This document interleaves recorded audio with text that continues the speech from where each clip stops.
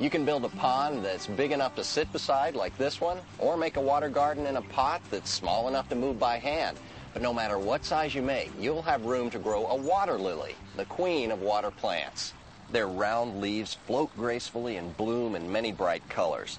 One reason water lilies are so popular is that they can be grown in large water gardens or small tub gardens. Miniature varieties like this helvola are perfect for small gardens.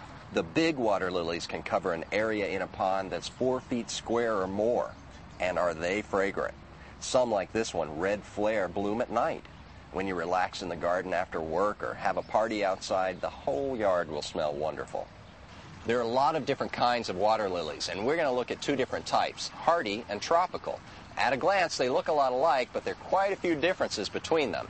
Like the name implies, one type is hardy in cold climates and can be overwintered in a deep pond, even under a layer of ice. And the other type is tropical and will die if left in the pond when the water cools in the fall. An obvious difference between tropical and hardy water lilies is the way the flowers rise out of the foliage. Hardy water lilies float on the surface of the water. The flowers on tropical water lilies are supported on strong stems that rise out of the water.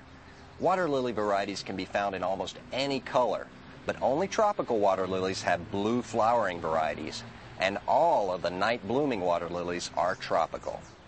Water lilies can look a little strange when you buy them or when they come mail-ordered. Sometimes they're not much more than a growing tip, like this helvola miniature.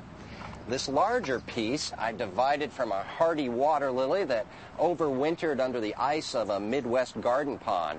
I simply cut the growing tip along with 3 inches of the tuber, and I got several new plants from one that started out this size last summer. This is a hardy red blooming water lily named James Brydon. And the rules for planting water lilies are a little different than for other container plants. You want to start with a fairly good-sized pot, 2 to 5 gallon is good, and one without drainage holes. Now, as you know, with most container plants, you want good drainage, but water lilies are the exception because you want to keep the soil in the pot, and here drainage is not an issue. If you can only find a pot with holes, just line it with a little piece of landscape fabric. That'll help to keep the soil in. And the soil is another big difference. You don't want to use commercially bagged potting soil or soil with a lot of organic matter. That's going to float out into the pond. Just go into the backyard and dig up some soil or buy some bagged topsoil. If you've got the right container and the right soil and your water lilies, you're ready to plant. Put a 3-inch layer of soil on the bottom of the container. Now I'll add specially formulated slow-release fertilizer tablets to the soil. Now, these tablets will fertilize the plant gradually during the summer. Later, we'll add granular complete analysis 10-15-10 fertilizer to give the plant a boost when it first starts to grow. Then add soil to within 4 inches of the rim of the pot. Now place the growing tip on the soil and take a close look at the growing tip. Tropical and hardy water lilies are planted differently. The growing tip of hardy water lilies should be placed with the rhizome cut edge against the side of the pot and the growing tip pointed toward the center. Tropical water lilies should be planted with the growing tip right in the center of the pot. This will allow the plants room to grow and multiply.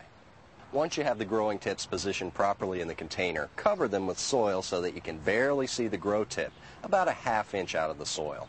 There's one more step to potting a water lily, and it's very important if you've got fish in your pond.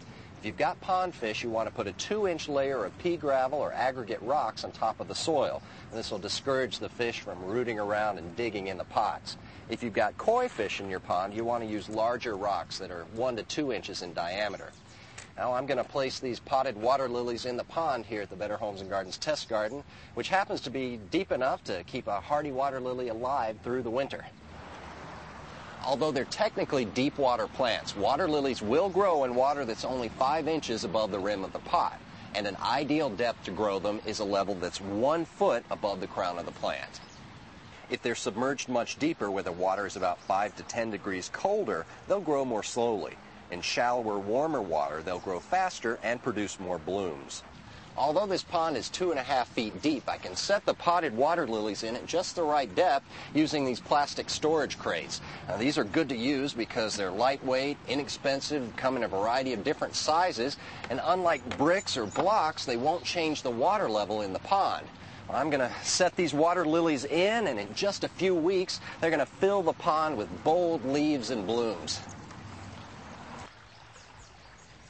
Well, the pond sure looks different. It doesn't seem as empty now that the leaves of the water lilies are covering part of the surface. Look at the beautiful tropical red flare that we potted up a few weeks ago. Its leaves provide a great contrast in the pond with the helvola miniature and the hardy James brydon. That's a night bloomer that opens around 6 or 7 in the evening and closes between 9 and 10 in the morning.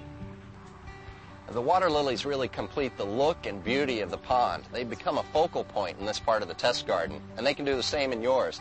For more information about today's show and sources for water lilies, see the Better Homes and Gardens webpage at www.bhg.com.